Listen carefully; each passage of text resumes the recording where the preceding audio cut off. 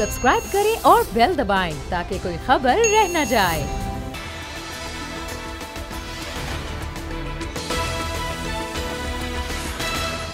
अस्सलाम वालेकुम, मैं हूं फैसल अजीज़ खान और आप देख रहे हैं अब बात होगी।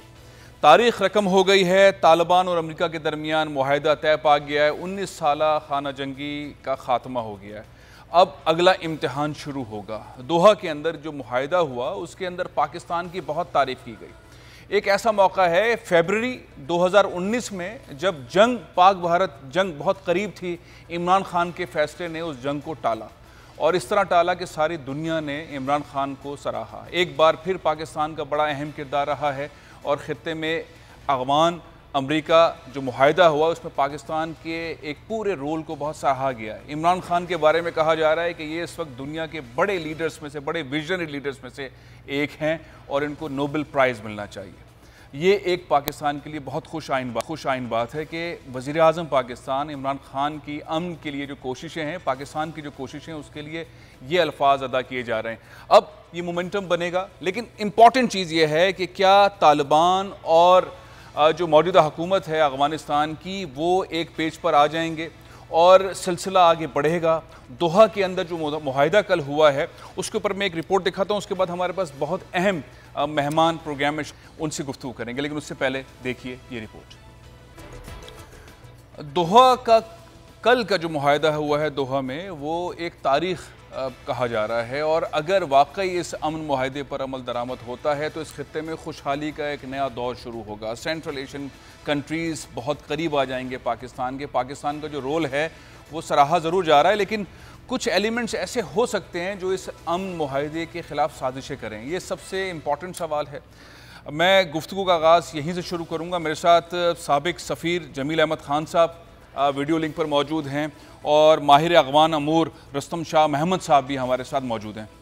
तो मैं इस वक्त रस्तम शाह महमद साहब, ये बताइए कल का जो मुआहिदा है उसको आप किस नज़र से देखते हैं? इस मुआहिदे से पाकिस्तान को बुनियादी तौर पर क्या हासिल हो रहा है?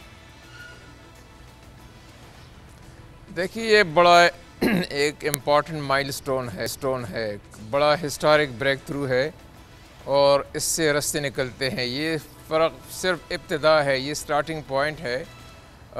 ये भी मुश्किल मरहला था, लेकिन इसके बाद जो मराहल आने वाले हैं वो शायद इससे भी ज़्यादा मुश्किल होंगे जी, क्योंकि उसमें जो बहुत कंटेंशियस इश्यूज़ हैं उन पर बहस होगी कि अशरफ गनी की हुकूमत का क्या होगा, तालिबान को किन शराइत पे मेन स्ट्रीम किया जाएगा, फिर अफ़गान फ़ौज का क्या बनेगा, फिर जो वहाँ वार लॉर्ड्स हैं जिनके खिलाफ हैं वो रजिस्टर्ड हैं, जो क्राइम्स अगेंस्ट ह्यूमैनिटी, उनका क्या होगा।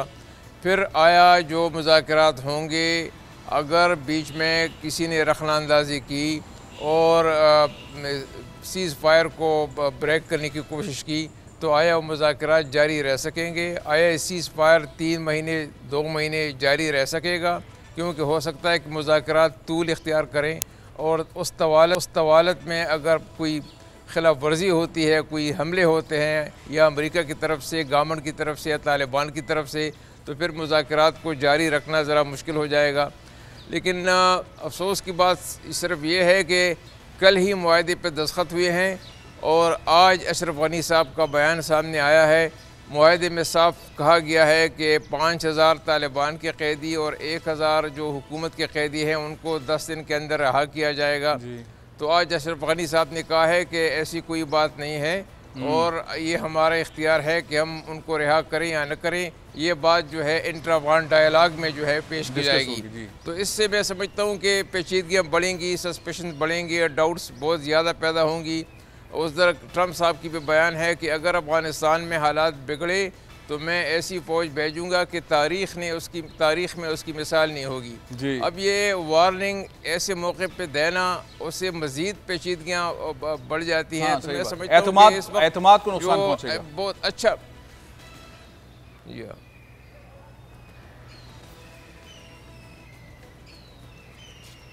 एतमाद को नुकसान पहुंचेगा। मैं इसी बात को आगे बढ़ाता हूं। जमील अहमद खान साहब, ये जो गुफ्तगू हुई, मुआहिदा हुआ, उसके बाद 2 बयानात आए जिसका जिक्र महमद साहब भी कर रहे हैं। मैं सारी चीज़ में हर पाकिस्तानी ये सोचता है कि हमें क्या फ़ायदा, हमने तो नुकसान उठाया है, हमने मुसलसल मईशत को नुकसान उठाया है, कुर्बानियाँ दी हैं, कोई 3 मिलियन के करीब इस वक्त भी महाजरीन, अफ़गान महाजरीन पाकिस्तान में, ये कब जाएंगे? इस सारी सूरत हाल से हमें क्या फ़ायदा? जमील अहमद खान साहब, पाकिस्तान को क्या फ़ायदा इससे?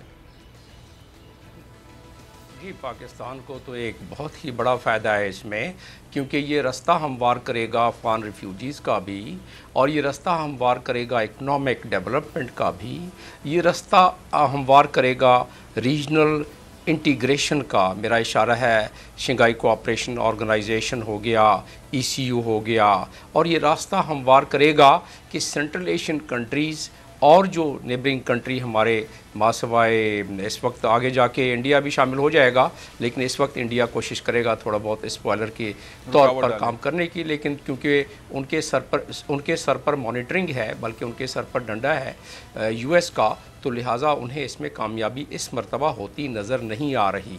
तो अब हम अपने फ़ायदे की मज़ीद बात कर लेते हैं, लेकिन उससे पहले अगर आप मुझे इजाज़त दें, तो क्योंकि ये टॉपिक इतना अहम है कि इसको 3 तनाजुर में इसको बयान करना बहुत ज़रूरी है आपके नाज़रीन के लिए।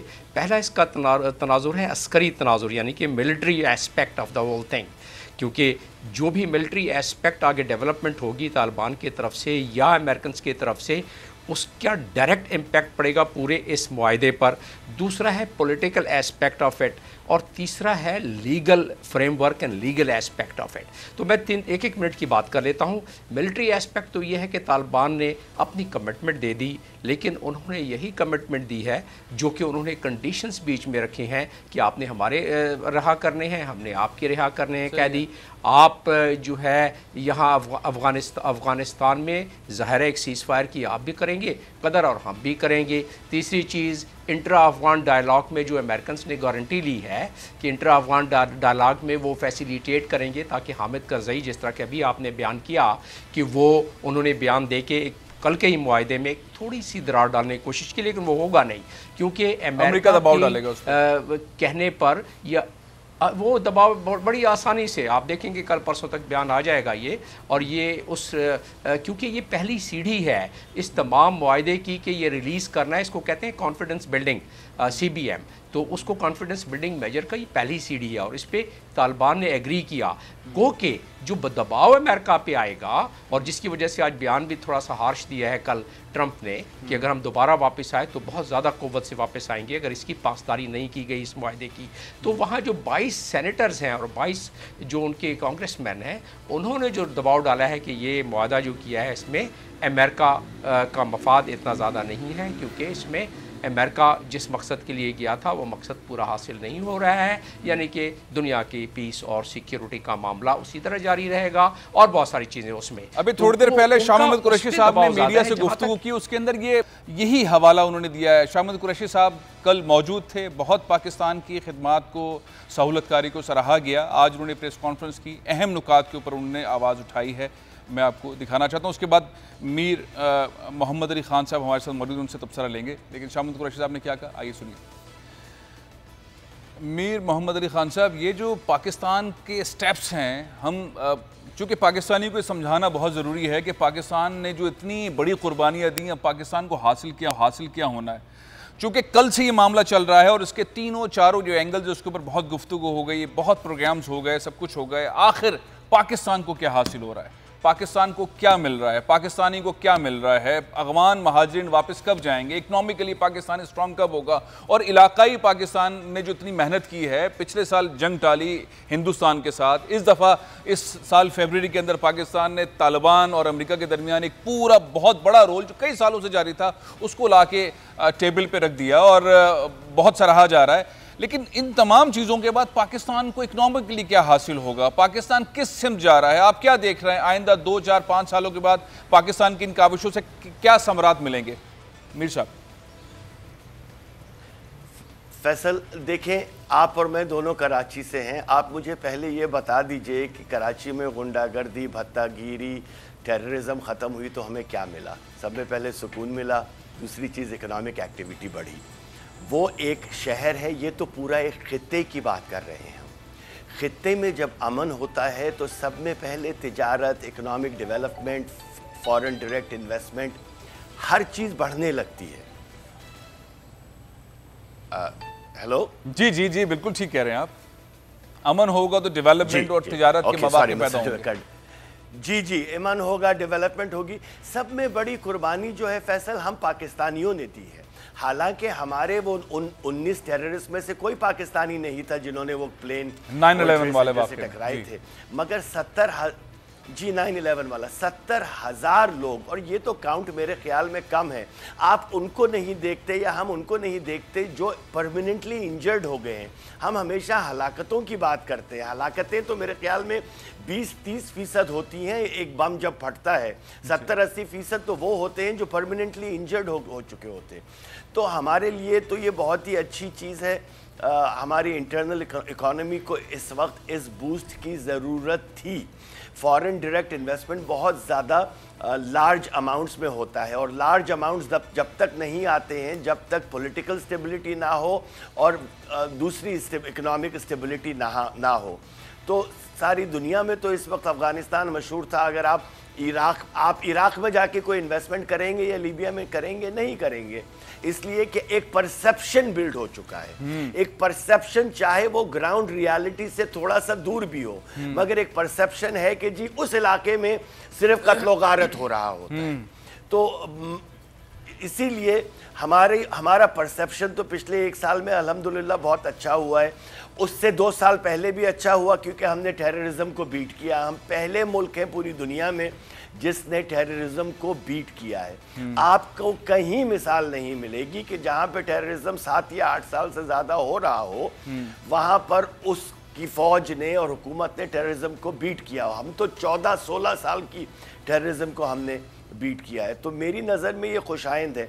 मगर जैसे जमील साहब ने और रुस्तम साहब ने भी पहले कहा कि इसमें आगे चल के मेरी नज़र में बहुत ज़्यादा कॉम्प्लिकेशंस हैं, जिसको बहुत ही डिप्लोमेटिक तरीके से देखना पड़ेगा। देखें, पाकिस्तान दुश्मन अफ़गानिस्तान में भी बैठे हैं, पाकिस्तान दुश्मन पाकिस्तान में भी बैठे हैं, तो उनको ये चीज़ पसंद नहीं आएगी, मगर इसको सही तरीके से डील करना है।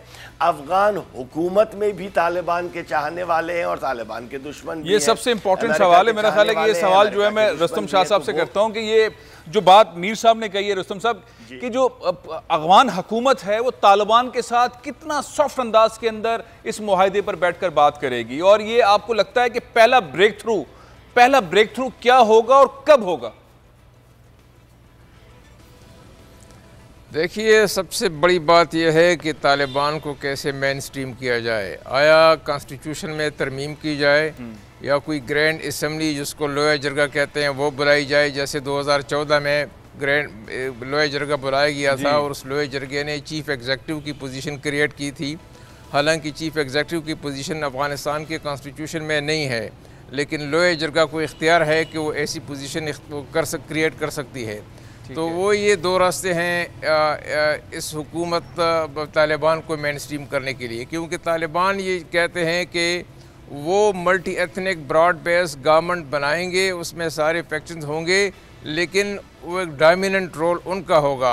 अब ये पोजीशन अशरफ गनी की हुकूमत को एक्सेप्टेबल नहीं है, तो इसलिए इसका कोई दरमियानी रास्ता जल्द ही निकालना होगा। हमारा प्रिजम्पशन ये है कि 14 महीने के नेगोशिएशन में खामखा ज़ल्मे खलीलज़ाद ने ये मसला कई बार अशरफ गनी और उनके साथियों के साथ उठाया होगा और उस पर उनकी कुछ न कुछ राय ज़रूर होगी, लेकिन आज का जो बयान है उससे ये मालूम होता है कि शायद कुछ लोग इस सारे प्रोसेस को अब इस वक्त भी सैबोटेज करने की कोशिश कर रहे हैं, रुकावट बन रहे हैं। जमील अहमद खान साहब, रुकावट बनने वाले लोग कौन होते हैं? रुकावट बनने वाले, अमन में रुकावट बनने वाले आपके ख्याल में कौन लोग हो सकते हैं? क्या हिंदुस्तान इस सारे अमन के मामले में रुकावट है? क्या वो समझता है कि उसकी इन्वेस्टमेंट और उसके जो काउंसलेट्स हैं और जो उसकी एक्टिविटी अफगानिस्तान में है वो महदूद होने जा रही है, तो वो ऐसी कोई अमन के मामले में रुकावट बनने की कोशिश करेगा? जमील अहमद खान साहब जी, वो एक नेचुरल प्रोसेस है, क्योंकि जो सबसे बड़ा जो इसमें कलीदी किरदार अदा कर रहा है, जिसने पहले कभी नहीं माना तालिबान को, जिसने कभी पहले नहीं माना कि हम ट्रुप्स विड्रा करेंगे, जिसने इस वक्त फ्लेक्सिबिलिटी दिखलाई, वो है अमेरिका। और अमेरिका ने ही इंगेज अपने आप को रखा, यूएस ने ही अपने आप को इंगेज रखा अशरफ गनी से, और बाकी जो प्लेयर्स थे including China, Russia and the central Asian country, ताकि ये पहला मैंने देखा है कि डिप्लोमेटिक एफर्ट्स पाकिस्तान में कई दहाइयों के बाद जिसमें कि विन विन गेम हुई है अभी तक। ठीक है, आगे बड़े नशेब फराज हैं, लेकिन उस नशेब फराज में जो कहते हैं ना कि हर दौर में इशारा-ए अबरूए शाह पर कल्के मौरखीन झुके हैं हुजूर में। और क्योंकि तारीख साज बात है तो तारीख वो नहीं है जो लफ्ज़ों में कैद हो, तारीख लिखी जाती है बैनुस्सतूर में। तो ये काफ़ी बयान कर दिया, लेकिन अब इससे अगली मैं बात करता हूँ इसके बाद कि यहाँ अब जो मैं आगे एक एक मिनट वाली बात कर रहा था, इंटरनेशनल लीगल फ्रेमवर्क बहुत ज़रूरी है। जिस तरह तालिबान के साथ लीगली अफगान हुकूमत जो कि यूनाइटेड नेशंस की अफगान स्टेट जो है मेंबर है और हुकूमत यूनाइटेड नेशंस की रिकग्नाइज्ड हुकूमत है, the only representative body in that, तो उनका तालिबान का भी इंटरेस्ट अफगान हुकूमत से है और यकीनन यूएस उसको मॉनिटरिंग कर रहा है और यूएस का इंटरेस्ट दोनों से है। तो अब इसमें होगा क्या? यूएस ने, अमेरिका ने कल कहा है अपने उसमें बयान में नहीं बल्कि अकॉर्ड में, डील में, कि वो अफगान हुकूमत अब इनिशिएट करे सिक्योरिटी काउंसिल को, ताकि तालिबान को उस लिस्ट से जो 1267 की लिस्ट है और 15-1 की लिस्ट है, यानी सिक्योरिटी काउंसिल रेजोल्यूशन की, जिसमें उनको दहशतगर्द करार दिया गया है, ना वो जा सकते हैं ना आ सकते हैं, कहीं और को उनकी मूवमेंट नहीं हो सकती, तो पहले उससे निकाला जाए। और उसमें अमेरिका ने कहा है कि आप इनिशिएट करें, हम मदद करेंगे आपकी। तो वो ये चीज़ें जब मैं देख रहा हूँ तो मुझे ये पॉलिटिकल नशेबो फराज जो आइंदा आने हैं, क्योंकि देखें केक एक है, उस केक में से तालिबान ने साबित कर दिया कि वो इतनी बड़ी क़ुव्वत है जिसके कि एडमिनिस्ट्रेटिव कंट्रोल अफगानिस्तान के ज़्यादातर हिस्से पर है, तो उस केक का ज़्यादातर शेयर वही चाहेंगे। वहाँ आके जो ब्रोकर है इसका, जो पसे पर्दा और सामने, वो ब्रोकर आके उसको कुछ लोग, कुछ दो से अफगान जो इस वक्त इंट्रा अफगान डायलॉग होंगे उसमें, तो इसलिए मुझे पॉलिटिकल मामलात में बहुत ज़्यादा फिक्र नहीं है। यकीनन इसमें बहुत सारे बम्प्स हैं, हम्प्स हैं, लेकिन बहुत ज़्यादा फिक्र नहीं है। मुझे तो फिक्र ये है कि अमेरिका अगर किसी बात से खिसक गया, अपने किसी, जिस तरह मैंने बताया आपको, उनके जो कांग्रेस हैं, अगर वो 22 के बजाय अगर 62 हो गए तो फिर उसमें प्रॉब्लम होगी अमेरिका को। और जो अपनी बात को डिले करना शुरू किया या खिसकना शुरू हो गया, तो फिर ये मामला जो है हर तरफ से इसकी कोई ना कोई खिलाफ वर्जी और ये तारीख भी रही है उसका मुझे खतरा है। दूसरा मुझे बहुत बड़ा के ऊपर अमेरिका एक स्टेप ले लेता है, अब दबाव में भी ले लेता है, अपने इंटरेस्ट में भी ले लेता है, लेकिन यहाँ ऐसा लगता है कि अमन वाले मामले में चीज़ें आगे बढ़ेंगी। यहाँ मैं ब्रेक ले रहा हूँ और शुक्रिया अदा करता हूँ आपका, जमील अहमद खान साहब का। मीर मोहम्मद अली खान साहब मेरे साथ ही रहेंगे। हम बहुत अहम सब्जेक्ट के ऊपर अगले ब्रेक के बाद गुफ्तगू करेंगे अगले प्रोग्राम के हिस्से में, कि कराची के अंदर बिल्डिंगें टूट रही हैं और अलॉटीज़ शोर मचा रहे हैं, रो रहे हैं। अब रोना, चीखना, चिल्लाना अपनी जगह पे। सुप्रीम कोर्ट ने हुक्म दिया हुआ है, बिल्डिंगें टूट रही हैं। सुप्रीम कोर्ट के जो साबिक चीफ जस्टिस थे, पिछले चीफ जस्टिस जनाब साकिब निसार साहब ने बहुत सारे ऐसे फैसले किए थे, इस्लामाबाद में ऐसे फैसले हुए थे कि जो लॉटीज़ हैं उनका क्या कसूर है। जुर्माना आयद किया था बिल्डर्स के ऊपर और उन महकमों के ऊपर भी फैसले दिए थे, लेकिन अलॉटीज़ का नुकसान नहीं हुआ था। कराची में ऐसा क्यों नहीं हो रहा? बहुत बड़े पैमाने पर कराची में बिल्डिंगें टूट रही हैं। आखिर किस तरह घर लेना चाहिए, किस तरह फ्लैट लेना चाहिए, किस तरह कोई अपनी मनसूबाबंदी करे, सरमायाकारी करे, किससे अप्रूवल ले? अगर बिल्डिंग कंट्रोल की अप्रूवल है, सिंध गवर्नमेंट की अप्रूवल है, KMC की, KDA की, वाटर बोर्ड की, KE की, सबकी अप्रूवल है, और उसके बाद क्या अदालत से भी पहले अप्रूवल लेने के बाद कोई मकान या कोई फ्लैट लेना पड़ेगा? कराची वाले क्या करें? इस पर हम गुफ्तगू करेंगे इस वक्त के बाद।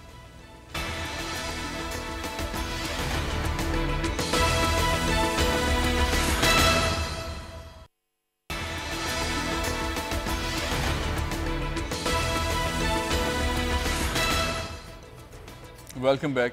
पाकिस्तान के सबसे बड़े शहर कराची में तकरीबन 65 से 70% कच्ची आबादियाँ हैं, और ये कच्ची आबादियाँ बढ़ती जा रही हैं, जहाँ पे इलेक्ट्रिसिटी भी मिल जाती है, टेलीफोन लाइन भी आ जाती है, गैस भी चली जाती है। कच्ची आबादियाँ होती हैं, लीज नहीं होती, लोग रह रहे होते हैं, बेहंगम लोग रह रहे हैं। उसकी वजह यह है कि शहर के अंदर उस तरह से मनसूबाबंदी नहीं की गई, मास्टर प्लान उस तरह से नहीं बना, पॉलिटिकल इन्फ्लुएंस की वजह से कब्जे होते रहे और एक अजीब सा इन्वायरमेंट है। लेकिन इस शहर के अंदर एक और मामला ये भी है कि जब कोई फ्लैट बुक कराता है, कोई हाउसिंग सोसाइटी में प्लॉट लेता है, तो कोई ना कोई कुछ अरसे के बाद जब वो किस्तें दे देता है, आम आदमी इन्वेस्टमेंट करता रहता है, अपने बच्चों के लिए, अपनी फैमिली के लिए करता रहता है, तो उससे कुछ अरसे के बाद मालूम होता है कि ये गैर कानूनी है, फ्रॉड हुआ है ये। और फिर अदालती अहकामात आते हैं, आम आदमी को पता नहीं चलता, वो अदालती अहकामात के तहत बिल्डिंगें टूट रही होती हैं। बाज़ औक़ात वाकई सरकारी इदारे जो हैं वो इसमें मुलव्विस होते हैं और झूठे NOCs दे देते हैं, लेकिन बाज़ औक़ात तो बिल्कुल हुकूमत के सामने सब कुछ हो रहा होता है, उसके इदारों के सामने हो रहा होता है। बिल्डिंग कंट्रोल उसकी NOC दे रही होती है, सिंध हुकूमत के इदारे उसकी दे रहे होते हैं, कई वाले जो है अपने मीटर लगा रहे होते हैं, सब कुछ हो चुका होता है, पोजीशन से पहले बिल्डिंग टूटना शुरू हो जाती है। इस वक्त यही माहौल है। सुप्रीम कोर्ट के अहकामात हैं। जनाब जस्टिस, हमारे चीफ जस्टिस ऑफ पाकिस्तान जिनका ताल्लुक कराची से, जस्टिस गुलजार अहमद साहब बहुत जाफशानी से कराची को ठीक करने के लिए जो तजावीज़ात हैं उसके खिलाफ एक ऑपरेशन कर रहे हैं। कराची सर्कुलर रेलवे के हवाले से ऑपरेशन जारी है, बहुत बड़े पैमाने पर कब्जे हुए हैं और बिल्कुल ठीक ऑपरेशन हो रहा है। लेकिन बाज़ बिल्डिंगें ऐसी हैं जहाँ पर लोगों के पैसे लगे हुए हैं, इन्वेस्टमेंट हुई है, वो बिल्डिंगें टूट रही हैं, रोना पीटना मचा हुआ है, कोई सुनने वाला नहीं है। आम आदमी कैसे कोई फ्लैट, कोई घर, कोई प्लॉट ले, किससे जाके पूछे? CM साहब ये जगह ठीक है, मिनिस्टर साहब ये जगह ठीक है, DG साहब आप ठीक कह रहे हैं, एतमाद कैसे होगा? इस पर होनी है बात। मीर मोहम्मद अली खान साहब मेरे साथ मौजूद हैं, वो माहिर माशियात हैं, उन्हें मालूम है कि किस तरह से इंडस्ट्री चलती है, और साथ ही हमारे साथ जो है वो आबाद के जो सबसे बड़ी बिल्डर्स एसोसिएशन है उसके साबिक चेयरमैन हसन बख्शी साहब भी मौजूद है। मैं गुफ्तगू हसन बख्शी साहब से शुरू करता हूँ। हसन बख्शी साहब, कराची वाले किस तरह कोई फ्लैट, कोई घर, कोई प्लॉट लें? कौन सा इदारा है जो कहे कि ये बिल्कुल ठीक चीज़ है, आप यहाँ पे इन्वेस्ट कर दें, आपको 18 महीने बाद, 24 महीने बाद घर मिल जाएगा और कोई खतरा नहीं इसमें कि झूठा प्लॉट है, झूठी चीज़ है, फ्रॉड है, ऐसा कोई मामला नहीं होगा, टूटेगा नहीं और वो चीज़ आपको मिल जाएगी। ऐसा कोई प्रोजेक्ट बताइए कराची में। देखिए जी, बिस्मिल्लाहिर्रहमानिर्रहीम। शुक्रिया फैसल भाई, आपने मुझे लाइव पे लिया। देखिए, मैं इस कारोबार में तकरीबन 30 साल से हूँ और हम आज तक यही समझते थे कि हमने CSL NOC ले ली और उसके बाद हमने बिल्डिंग बना के उसको लोगों के हैंड ओवर कर दिया, कंप्लीशन ले लिया, तो हमारी लीगल जिम्मेदारी ख़त्म हो गई। पर ये हालिया जस्टिस गुलजार साहब के पास जो केस लगा था और इसमें 3 ऑर्डर जो हुए हैं, एक रॉयल पार्क का ऑर्डर हुआ है और 2 ज़मीनों पे नोटिस किए गए जिसमें एक कॉम 3 है और एक हयात रेजेंसी है। इन तीनों केसेस में जस्टिस साहब ने इसके टाइटल के बारे में सवाल उठाए। देखिए, हम तकरीबन 4 साल 5 साल पहले नैब में ये रिकॉर्ड पे मौजूद है, लिख के दे चुके हैं, आबाद, हमसे मकसद आबाद लिख के दे चुकी है कि कोई भी ऐसी अथॉरिटी बताती जाए कराची में, सिंध में, पाकिस्तान में, जिसपे प्लॉट लेने से पहले बिल्डर उससे NOC ले ले और जो लैंड ओनिंग एजेंसीज हैं उसको एक बार क्लियर कर दें। अगर वो उस वक्त कहते हैं कि नहीं इसमें गड़बड़ है, आप नहीं लें, तो हम लोग आगे उस ट्रांजैक्शन में बढ़ेंगे ही नहीं। और फर्स्ट करें वो ट्रांजैक्शन क्लियर कर दी जाती है तो हम बिल्कुल खुले दिमाग से, खुले दिल से हम काम करें। देखिए, मैं ये समझता हूँ कि फिलहाल जो हालात हैं कराची में, हज़ारों सैकड़ों बिल्डिंगें बन चुकी हैं और इस वक्त जो एक अनसर्टेनिटी का माहौल है। मेरी आपके प्रोग्राम के तवस्सुत से जस्टिस गुलजार साहब को ये गुजारिश होगी कि एक कमेटी बनाए, भले उसमें कोई सुप्रीम कोर्ट के जज साहब को रखें और तमाम स्टेक होल्डर्स को बिठाएं और सर्वे करवाएं कि ये है क्या मसला, कौन, और इसमें सेगमेंट करें। एक तो वो बिल्डिंग है जिसमें किसी का कोई अप्रूवल ही, उसको अलग करें, गवर्नमेंट लैंड पे गलत बना दी गई है यानी नहीं बननी चाहिए थी, और एक वो बिल्डिंगें हैं जो इस पे नक्शा भी पास हुआ है, सब चीजें हुई हैं, वो है। तो अगर जब, क्योंकि जज साहब आते जब कराची है तो टाइमिंग, चूंकि बहुत सारे केसेस होते हैं और ये पब्लिक इंटरेस्ट लिटिगेशन भी है, तो टाइम इतना होता नहीं। बट ये अगर तजवीज़ आपकी बहुत अच्छी है और मेरा ख्याल है कि अगर ऐसा हो जाए तो फ़ायदा हो सकता है। मीर मोहम्मद खान साहब, ये जो हाउसिंग इंडस्ट्री है सारी दुनिया के अंदर, इससे बहुत सारी इंडस्ट्रीज कनेक्टेड होती हैं। अगर ये इंडस्ट्री चलती है तो मईशत का पहिया चलता है और रोज़गार के मौक़े होते हैं, सब कुछ होते हैं। मैं दौरा मेयार देखता हूँ, इस्लामाबाद के अंदर साकिब निसार साहब ने एक फ़ैसला पे हयात एजेंसी से मुताल्लिक केस था, अलॉटीज़ ने शोर मचाया, नाजायज़ मामला था, लेकिन अलॉटीज़ के हक़ के अंदर फ़ैसला आया कि आप इनको जो है, इनका क्या कसूर है जिन्होंने बुक कराया था, और वहाँ पे हक़ में फ़ैसला आया। कराची के अंदर मामला ये है कि एक अच्छी बिल्डिंग बन गई, ऑलमोस्ट बन गई, वो टूट रही है, इस वक्त भी टूट रही है, तोड़ा जा रहा है उसको। अच्छा, आम आदमी क्या करे, उसका कसूर क्या, उसको पैसे कौन देगा? सुप्रीम कोर्ट पैसे कहाँ से दिलवाएगा? सिंध गवर्नमेंट पैसे देगी, बिल्डर रो रहा है, नजर ही नहीं आ रहा बिल्डर कहाँ है, ये पैसे कौन देगा? आम आदमी किस पर एतमाद करे? आप क्या कहेंगे इस पे मीर साहब? हमारी इकॉनमी में जख्म उंगली पे होता है और हम ऑपरेशन घुटने का करते हैं। Literally this is what I have been seeing. इसमें अलॉटीज का क्या कसूर है? क्या कसूर है? दुनिया में कहीं पर भी अलॉटीज को या कस्टमर को या इन्वेस्टर को पहले प्रोटेक्ट किया जाता है। जो बन गया है, जो बिल्डिंग बन गई है और जिसके हक हलाल के पैसे तनख्वाह से निकाल कर, बिजनेस से निकाल कर हर महीने अगर अलॉटी ने दिए हैं तो उसको क्यों नुकसान पहुंचे? सब में पहले तो पाकिस्तान में एक रियल स्टेट रेगुलेटरी फ्रेमवर्क क्यों नहीं बनाया जाता फेडरल लेवल के ऊपर, जो कंप्यूटराइज्ड और डिजिटाइज्ड हो और उसके अंदर वो हर लैंड रजिस्ट्री, दूसरे परमिट्स, हर चीज़ एक प्रोजेक्ट लॉन्च करने से पहले वो सब चीज़ें सबमिट करे, रियल स्टेट की कंपनी सबमिट करे और एक दफ़ा जब वो सबमिट हो जाए उसको चेक किया जाए और उसके बाद ये एक मोहर लग जाए, जैसे आप कह रहे हैं कि ये प्रोजेक्ट लेजिटिमेट है। इससे इकोनॉमी में इतनी ज्यादा बहुत जबरदस्त बात कर रहे हैं मीर साहब। तमाम चीजें होने के बाद कोई ना कोई चीज निकल आती है, हैरानकुन बात है। मेरे साथ एक मुतासिर अलॉटी हैं मोहम्मद हनीफ साहब। हनीफ साहब, आपने कितने पैसे लगाए और आपके प्रोजेक्ट के अंदर क्या मामला हुआ है? अस्सलाम वालेकुम रहमतुल्लाहि व बरकातुहू। जी जनाब फैसल साहब, सबसे पहले मैं ये बताना चाहता हूँ कि मैं पाकिस्तान में मुकीम नहीं था, मैं बैरून मुल्क मुकीम था। तकरीबन 30 साल से मैं ओवरसीज पाकिस्तानी का पैसा गलत लग गया। जी जी, तो मेरे तकरीबन 75 लाख लगे हैं फजाई हाउसिंग स्कीम में और मेरे कज़न है उनके तकरीबन 60 लाख। अभी हम तकरीबन 250 अलॉटीज हैं, हमारा तकरीबन 1.25 अरब का अमाउंट है जिसको हम अभी क्लेम कर रहे हैं सिंध हाई कोर्ट से, जिसमें हमने एक लॉसूट लॉन्च किया 329/2020।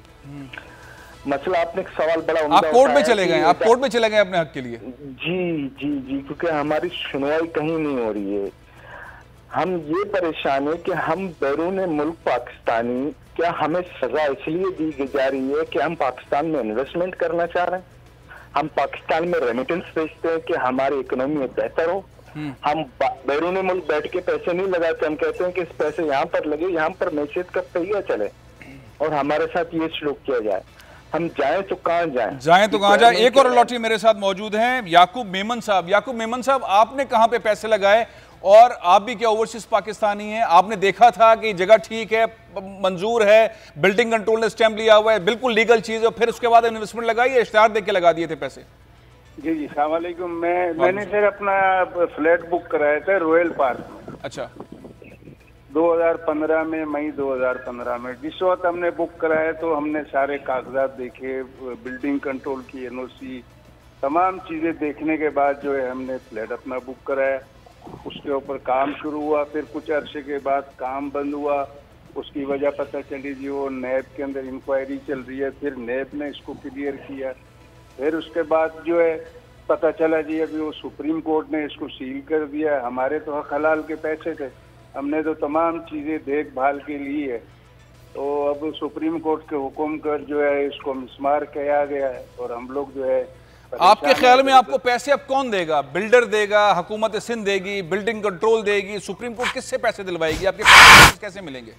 सर ये हमारी समझ में तो ये बात आती है कि देखें ना, ये सिंध गवर्नमेंट जब किसी को ज़मीन अलाट करती है या किसी को लीज करके देती है और उसके मुताल्लिका इदारे जब नक्शे वक्शे पास करते हैं तो ये सारे सवालात जो है सिंध गवर्नमेंट की जिम्मेदारी है।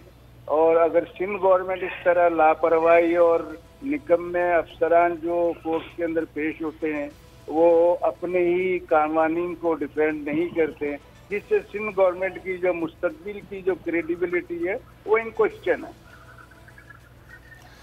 मामला यह है कि इतने बड़े शहर कराची के अंदर जिसकी आबादी तकरीबन 3 करोड़ से ज़्यादा है, इस शहर में 3 करोड़ से ज़्यादा के शहर के अंदर कोई हाउसिंग स्कीम क्लियर नहीं हो रही। नया नाज़माबाद हो उसके ऊपर एतराज़ उठाए गए, बैरिया टाउन के ऊपर उठाए गए, फजाया हाउसिंग स्कीम पे उठाए गए, रॉयल पार्क पे उठाए गए, मून गार्डन पे उठाए गए। बहुत सारे ऐसे हाउसिंग के बड़े प्रोजेक्ट्स हैं जिनके ऊपर ये आवाज़ें उठाई गई और ये आवाज़ें उठाई जा रही हैं। मामला ये है कि आम आदमी किस तरह किस इदारे के पास जाके ये यकीन कर ले कि ये ज़मीन, ये अपार्टमेंट, ये फ्लैट, ये प्रोजेक्ट लीगल है और इस पर पैसे लगा दिए जाएं। ओवरसीज़ पाकिस्तानीज़ को भी इत्मीनान हो, यहाँ पर रहने वाले पाकिस्तानीज़ को भी इत्मीनान हो।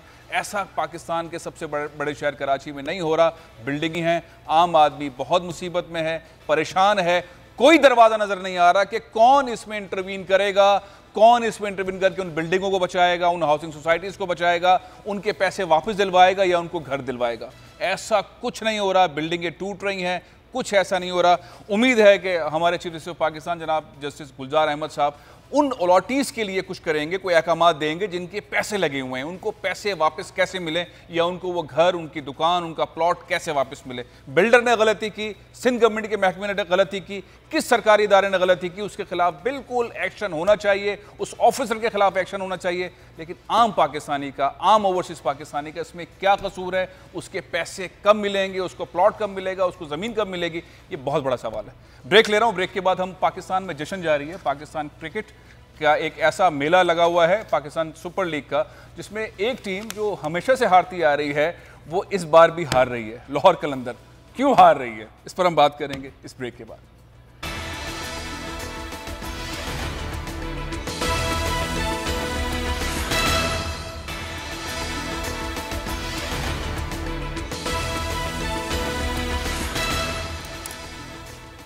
पाकिस्तान सुपर लीग मुकाबले बड़े शानदार अंदाज में जारी हैं और बहुत खुशी की बात यह है कि सारे के सारे मैचेस पाकिस्तान में हो रहे हैं। मुल्तान और पिंडी के अंदर मैचेस हो रहे हैं, कराची में हो रहे हैं, लाहौर में हो रहे हैं, पूरे शहरों में जश्न है, सब लोग देख रहे हैं, बहुत इंजॉय कर रहे हैं। लेकिन मामला ये है कि एक रिवायत अब तक कायम है, वो है लाहौर कलंदर। ये 5वां पाकिस्तान सुपर लीग है, हर बार सेम परफॉर्मेंस है लाहौर कलंदर की। लाहौर वाले बड़े बेजार हैं, उनकी टीम जीत क्यों नहीं रही। आखिर किस मौलवी के पास जाएं, किस जादूगर के पास जाएं, किस पीरनी के पास जाएं, किसके पास जाएं, जाके पता चले कि भाई लाहौर कलंदर ने यहाँ से तावीज़ लेना है और परफॉर्म करना है, क्यों हार रही है। हमारे सीनियर स्पोर्ट्स करस्पॉन्डेंट है एजाज़ वसीम बाकरी साहब मेरे साथ मौजूद हैं। एजाज़, ये बताएं कि लाहौर कलंदर क्रिकेट, आकिब जावेद साहब कोच हैं, बड़े ज़बरदस्त किस्म के इंटरनेशनल बॉलर रहे हैं, हैट्रिक्स करते रहे हैं, पाकिस्तान के हीरो हैं, इतनी अच्छी टीम है, ये हारती क्यों है, बड़े क्लोज आके हारती है, क्या बदनसीबी है इसके साथ, क्या मामला है, कौन सा ऐसा इनके पास जो है वो मसला है जिसकी वजह से ये हर मैच हार जाते हैं, बहुत बुरी परफॉर्मेंस देते हैं। देखिए फैसल साहब, आप अपने इंटरव्यू में बोल रहे थे कि कौन से दरबार का ये तवीज ले। इनके बारे में जो सिंध के ओरिजिनल कलंदर्स हैं उन्होंने बड़ा मुतालबा किया था कि इनको कलंदर्स का नाम लाहौर को अपने साथ हटाना चाहिए। लेकिन सर ये तो एक साइड लाइन बात है। लाहौर कलंदर्स ने बड़ी इंपॉर्टेंट बात की आपने, सेवन वालों ने कहा होगा कलंदर हटाएं, आप इस काबिल नहीं है, और ये कलंदर जबरदस्ती लगा रहे हैं। वहां से कोई सिलसिला चल रहा है, किसी पीर ने फूका है। हाँ, और दूसरा सर इन्होंने इस बार हिकमत अमली तब्दील की। आपको याद होगा कि लाहौर कलंदर ने जो पिछले 4 एडिशंस के लिए इन्होंने अपने बैटिंग के बड़े स्टार्स को पिक किया था। इन्होंने क्रिस गेल को पिक किया, उसको फिर ड्रॉप किया, फिर ब्रेंडन मैकलम को लेकर आए, ब्रेंडन मैकलम भी कुछ नहीं कर सका। फिर लास्ट एडिशन के अंदर ये एबी डिविलियर को लेकर आए थे, एबी डिविलियर भी कुछ नहीं कर सका। इस साल लाहौर कलंदर ने अपने फास्ट बॉलर्स पे रिलाई करना किया। उस्मान शनवारी को टीम में डाला हुआ है, हारिस रऊफ हैं और इसके अलावा शाहीन शाह अफरीदी हैं। लेकिन उसके बावजूद लगता यह है कि लाहौर कलंदर के साथ कोई बदकिस्मती जुड़ी हुई है, या फिर इनकी जो मैनेजमेंट है, मैनेजमेंट का कोई इशू हो सकता है कि ये बताइए, इनकी जो कोच हैं आकिब जावेद साहब, इंटरनेशनली पाकिस्तान के रिनाउंड किस्म के बॉलर रहे हैं, बड़े ज़बरदस्त किस्म के कोच भी रहे हैं, पहले भी पाकिस्तान टीम में बॉलिंग कोच रहे हैं। इनको आज़ादी है कोचिंग करने की या मालकान सर पे सवार हैं?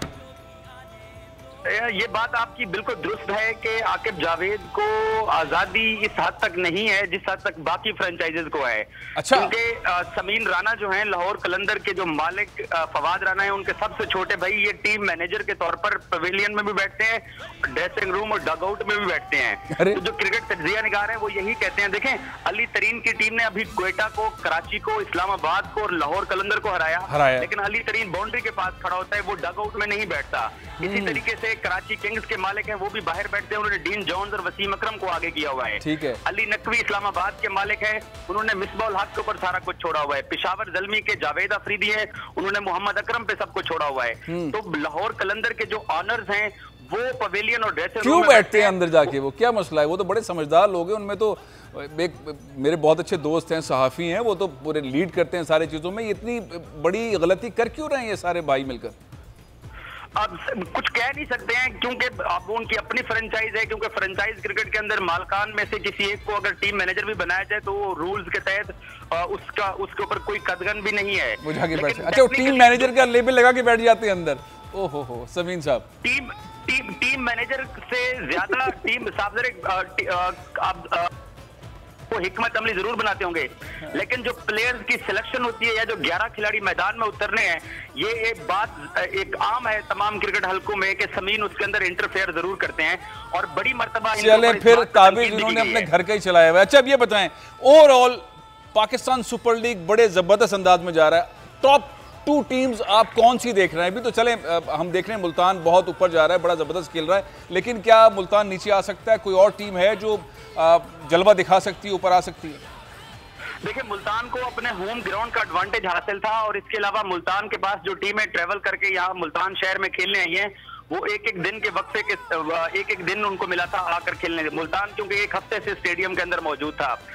जो कल क्वेटा की टीम ने इतना अच्छा खेला, उसकी वजह यह थी कि क्वेटा की टीम ये मैच इसलिए हार गई क्योंकि 4 घंटे पहले C-130 के ऊपर क्वेटा की टीम को इस्लामाबाद से मुल्तान लाया गया था क्योंकि उनकी फ्लाइट मिस हो गई थी।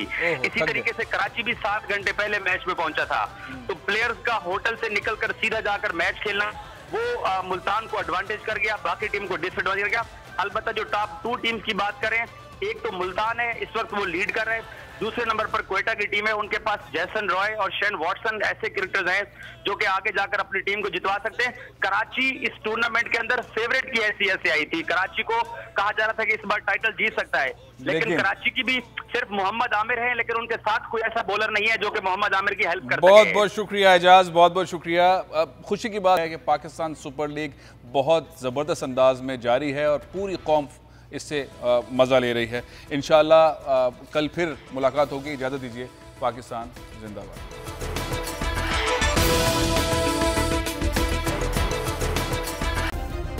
सब्सक्राइब करें और बेल दबाएं ताकि कोई खबर रह न जाए।